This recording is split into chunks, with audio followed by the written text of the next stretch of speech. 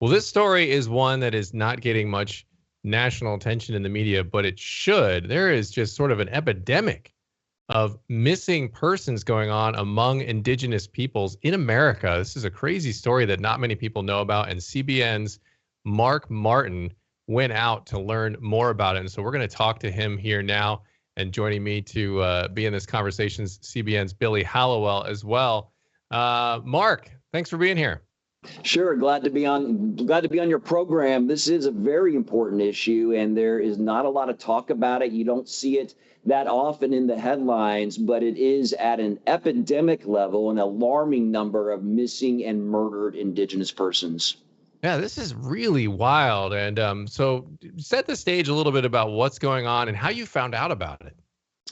Yeah, I was just researching stories, looking through emails, and I came across a couple emails from the organization Judicial Watch, and they had done their own investigations on the MMIP issue, which stands for Missing and Murdered Indigenous Persons. We see the logo there on the screen, and it just grabbed me. I kept reading about it, and it was heartbreaking to hear about these women disappearing or being murdered and very little being done to stop the epidemic. So I felt like the Lord put it on my heart to do this story, and it never went away. And then I want to say maybe a couple years after I first heard about it back in 2019, this year, the ball started rolling, and next thing you know, a trip to Montana was booked, and I was out there traveling across an extensive geographical area,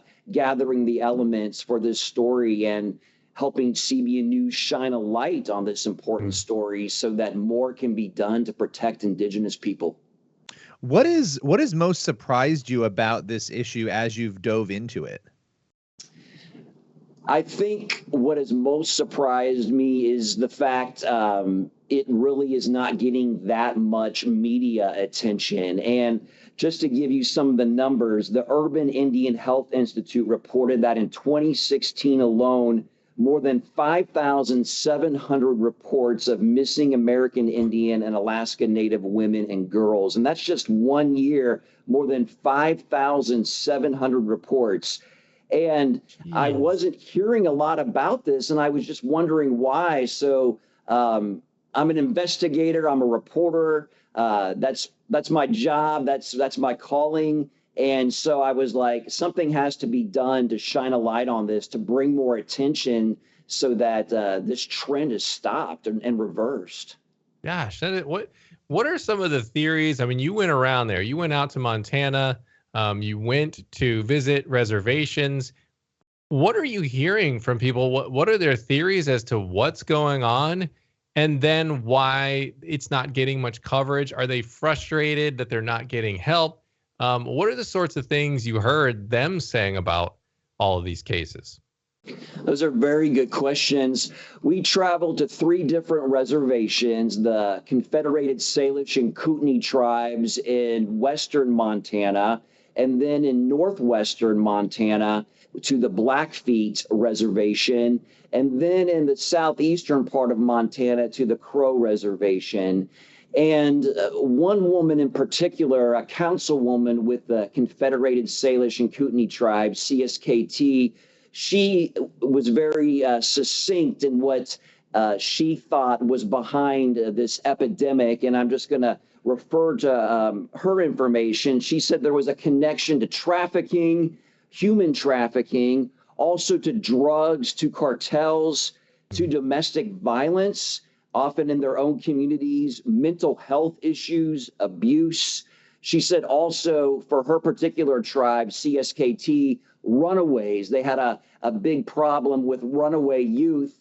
And obviously, you connect the dots, a young person alone on a huge reservation out in the wilderness, that could spell disaster for that particular individual. So a range of issues, a range of causes are believed to be behind the MMIP epidemic. How does law enforcement fare when it comes to actually solving these cases? I would imagine there's a lot of complexity there. There is another really good question. There are jurisdictional issues on these reservations. Some are overseen by the federal government, so they have to rely on the Bureau of Indian Affairs to patrol these reservations.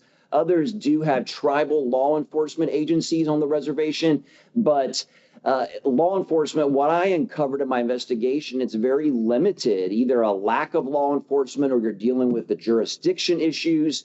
And I spoke with a state representative. She's a member of the Crow tribe, and she had said that for an area on the Crow Nation, keep in mind, this is about the size of Connecticut, the entire state of Connecticut.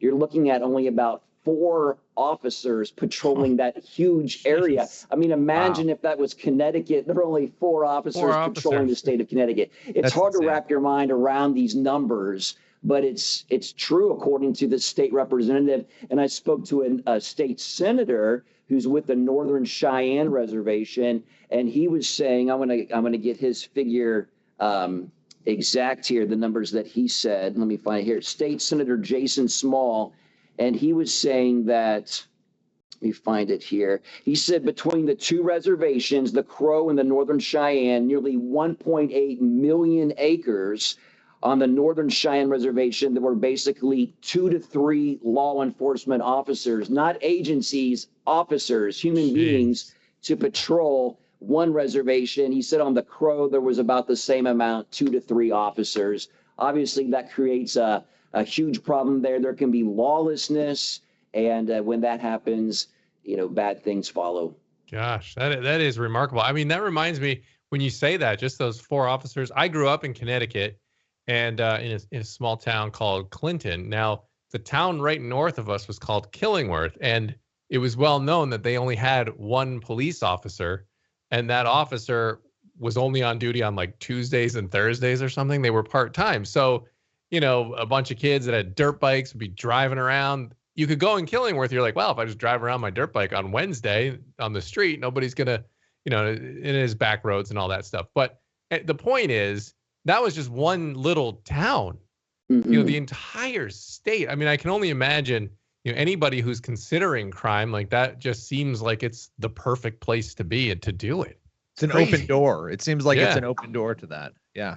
Yeah, very, very true. And not just the law enforcement, the jurisdiction issues. We're talking that geography itself creates a problem because these are vast areas, not just in size, but very remote, very rural, wilderness, a lot of places for people to disappear, to be lost. So that's another issue in itself. Yeah.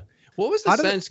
I'm sorry, Billy. Go ahead. Mhm. Well, I was just going to say, just in light of that, how do the families hold on to hope when you know that, there's not enough law enforcement to do the job, and then, you have these cases that drag on and they don't get resolution? Did you encounter families, struggling with that? Oh, yeah. Very, very true. Yeah. Hopelessness is a big problem out there. Yeah. One member of the Blackfeet tribe, she described hopelessness. She became emotional in the interview, and they're frustrated. They feel like in my investigation, uncovering people who they're troubled by what they say is a lack of law enforcement response, or again, a lack of numbers there. But yeah, hopelessness is a problem. Some cling to their faith. That does help some of them to get through. So yeah, hopelessness is a big problem. I know our listeners, our viewers here, I'm sure many are prayer warriors, indigenous peoples in our country, Native Americans in the lower 48, also in Alaska and Hawaii, definitely a people group. They need our prayers right now. Yeah. Did you get a sense from, you talked to a lot of families as you were mentioning there, and Billy had mentioned this, of course, a lot of Native Americans, the trust with the American government, of course, isn't exactly, we know the history there, right? So there's those Yes. jurisdiction issues. And so is there that kind of dichotomy where on the one hand, they want some help, but then on the other hand, there's a contingent of saying like, well, we'll handle this thing in-house, because that's something that Native Americans seem to have done on some issues where they'd rather just handle it themselves. What did you get a sense of that conflict, or is it more unified where they just want some help on this? I believe it's more unified. They just want help. One particular woman that I spoke to, said that she wasn't afraid to reach out and say that Native peoples need help right now. They need help with the resources, the funding, maybe teams can be created to look into these situations. And legislation is helping. I spoke with the governor of Montana, Greg Gianforte, and he was saying that laws have been put into place to help with the collaboration of law enforcement agencies, local law enforcement to work better with tribal law enforcement, also to bring awareness, and then to help with data collection, because according to the governor, a lot of times they don't even know the extent of the problem. So laws are being put in place to try to help in this situation. But in answer to your question, I think for the most part, I think that they're ready for the help. They really want any help they can get on any governmental level to step in. And also just the general public, if people notice something suspicious, don't dismiss it, but report quickly. If you see something that's out of the ordinary, if you see somebody walking by themselves, don't just say, "Oh, I don't need to get involved," but do your part and reach out and try to do something. But yeah, I think they welcome the help, and they're ready for that to happen to try to turn the tide here. It's just gotten so out of control. Not to turn the story back onto you, but I'm always curious when talking with journalists, how has this changed you or opened up a perspective for you, covering this issue that not a lot of us know much about because it doesn't get coverage? Well, the Lord's given me a real strong compassion for those that feel marginalized, those that feel on the outs, those that feel like no one cares, they feel like they're forgotten. And Native peoples, Indigenous peoples really feel that way. They do feel like they're forgotten. And so when something like that happens, there's just an incredible sense of compassion wells up inside me, and I want to make a difference. And this story really just expanded that even more. And I'd like to do follow-up stories.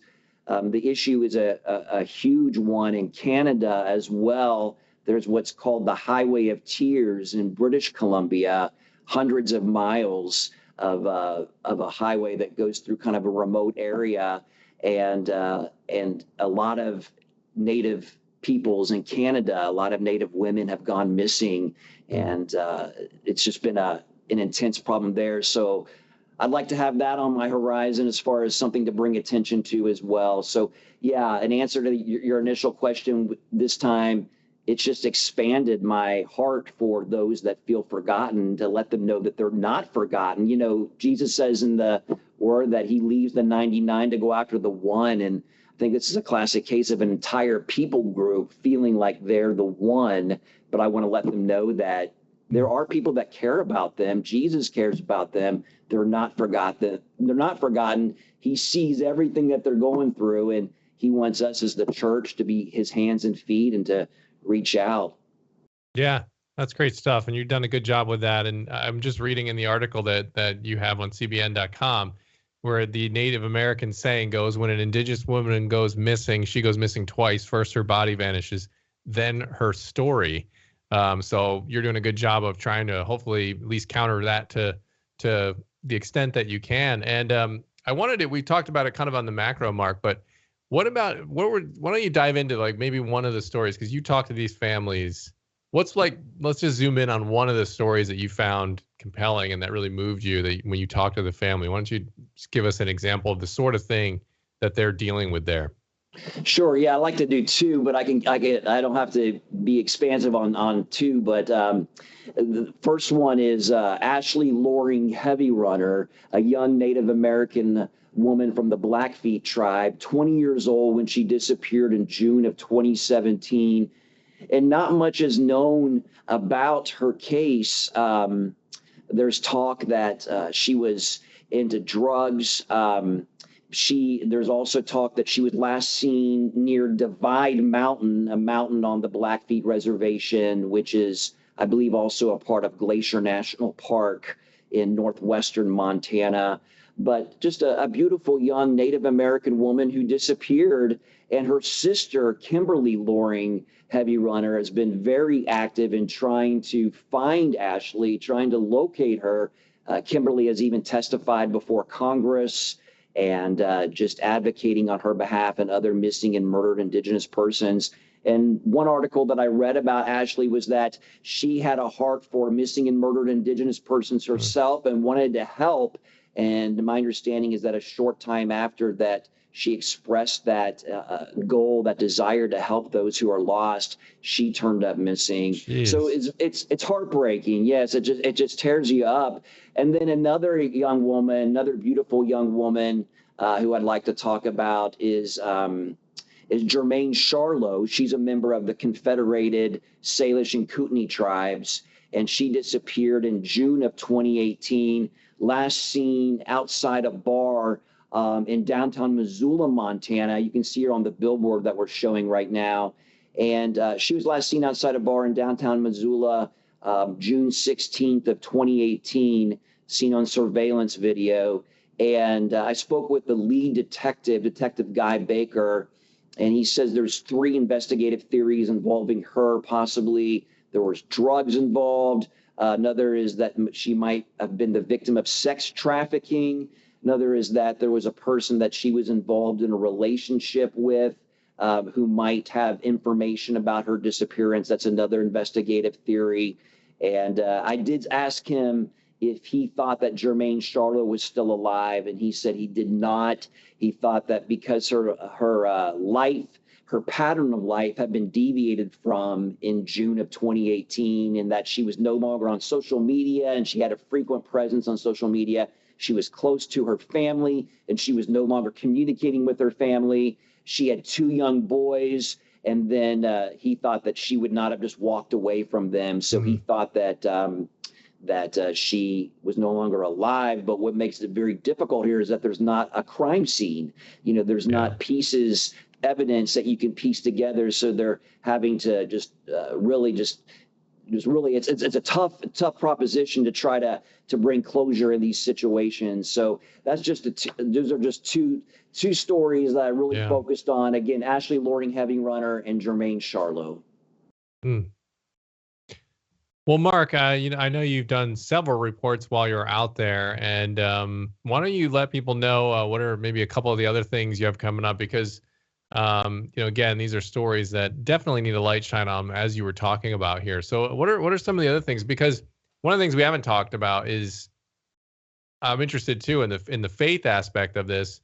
What percentage of these tribes that I don't know what the demographics are Christians? Is Christianity a big kind of influence in these tribes, or is it sort of the minority in there? You know, I need to investigate that further, but one of my stories coming up has to do with a Pentecostal Christian revival sweeping across the Crow Nation in southeastern Montana. And I spoke with some members of the Crow tribe who talked about this revival, and it was very encouraging to see, to hear about the power of the Holy Spirit sweeping across this tribe. And then I learned that there was a Pentecostal Christian revival that swept through the tribes in the 60s and 70s. And then in my investigation, I learned that there was that revival, there is a revival among the tribes that also had its roots in the Azusa revival in California in the early 20th century. So a lot of interesting pieces related to Christianity here. And it was just neat to talk with tribal members just about their love for Jesus. And then when we were on the Blackfeet tribe in northwestern Montana, saw a lot of signage talking about Jesus being the answer. And so that was very encouraging to see that those signs sprinkled out throughout the Blackfeet tribe. And so that's one of my stories coming up as far as has to do with Christian Pentecostal revivals sweeping throughout Native America. At the end of the day, you're going to end up obviously with a catalog of content that you've covered on this. And as a journalist, the goal is to inform people. But what else do you hope happens with the content that you're creating? You know, many times with my stories that I do, I pray that the Lord would cause the right people to see and read and hear those stories at the right time. And I just believe that he can do that. You know, nothing's impossible with God. So I just pray that throughout the world, because I know our content is seen by people all over the world, I just pray that it causes those to have a heart for Native America and, like me, to come alongside and say, hey, I want these people to know that they're not forgotten, and to do their part, either through prayer or contacting a legislator or contacting a legislative body, law enforcement, getting involved if they notice something suspicious, getting the wheels turning on an investigation. So yeah, I just hope that it encourages folks to come alongside the Native Americans and indigenous peoples in general, and just to say, hey, I've got you. I'm going to stand in the gap for you. I want you to know that I care about you. I'm going to do my part to make a difference. And that can be done not just here in the U.S., not just in the United States, not just in Alaska and Hawaii, but all over the world. And I believe that, if we have faith, faith can move mountains, and God can cause someone clear on the other side of the world to jump on board and make a difference in this, and to take a step forward in helping indigenous peoples, not just in the U.S., but indigenous peoples in Canada, indigenous peoples in Australia, because obviously many of these people do feel marginalized. They feel on the outs, and God wants us to follow Jesus' example. Jesus wants us to follow his example, to leave the 99 and go for the one.